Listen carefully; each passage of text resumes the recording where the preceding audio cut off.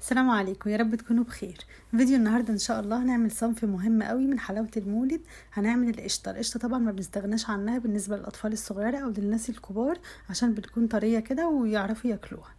النهارده ان شاء الله هنعملها بكوبايه سكر واحده، هنطلع منها كميه كبيره جدا وطعمها حلو قوي واحلى كتير من الجاهزه كمان. يلا بينا نشوف عملناها ازاي. بس الاول لو مش مشتركه في القناه اشتركي وفعلي الجرس وما تنسيش اللايك.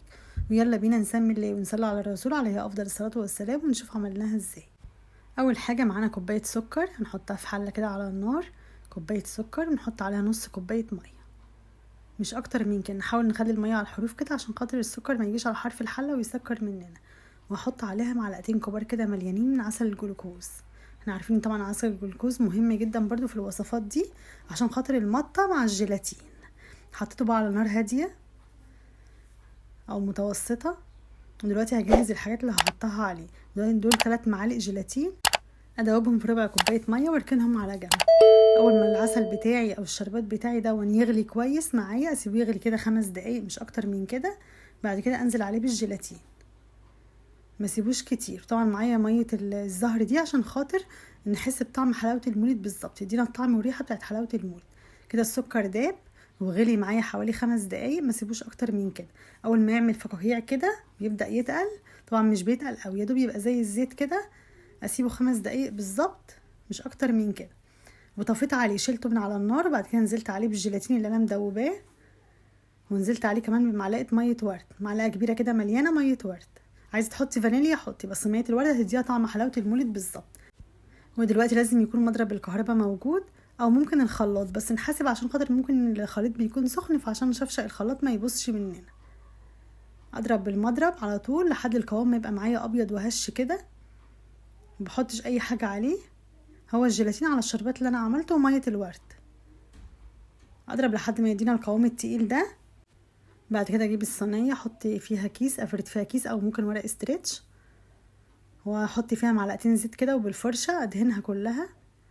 وطبعا لازم تحت احط جوز هند، لان احنا بنحط عليها من فوق ومن تحت جوز هند. وكمان حبه زبيب، بحط جوز الهند الاول وبعد كده الزبيب عشان خاطر يلزق فيها. وبعد كده انزل عليها بالخليط اللي انا عملته.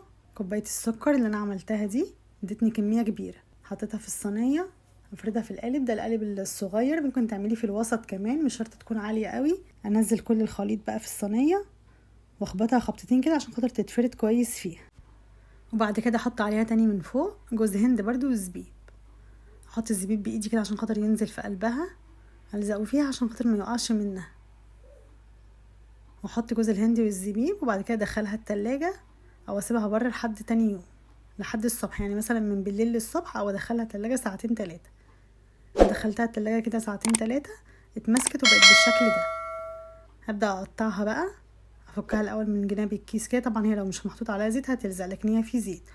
ودهنت السرفيس اللي انا هطلعها فيها برضو بفرشة زيت خفيفة، وكمان السكينة اللي هقطع بيها بفرشة زيت كده خفيفة عشان خاطر تتقطع معايا بسرعة وما تلزقش فيها. فككتها بقى كلها من بعض كده عشان خاطر احط عليها حبة جوز هند عشان ما تلزقش. حطيت ما بينها كلها كده جوز هند، وكمان في الطبق من تحت عشان خاطر تكون ناشفة كده، تشرب الجوز الهند تبقى ناشفة كده ما تلزقش في بعض. حطيتها كلها بقى في السرفيس. بس كده طلع حلوة قوي معايا ونفس المطة بتاعت الجاهزة بالظبط، وكمان طرية وطعمها جميل جدا. متكلفتش اي حاجة، كوباية سكر عملت لنا الكمية دي كلها. بس كده، اتمنى تجربوها بطريقتي وان شاء الله تعجبكم. اتمنى الفيديو يكون عجبكم. لو الفيديو عجبكم ما تنسونيش باللايك والاشتراك في القناة وتفعيل الجرس عشان يوصلكم كل فيديوهاتي. والسلام عليكم ورحمة الله وبركاته. مع السلامة.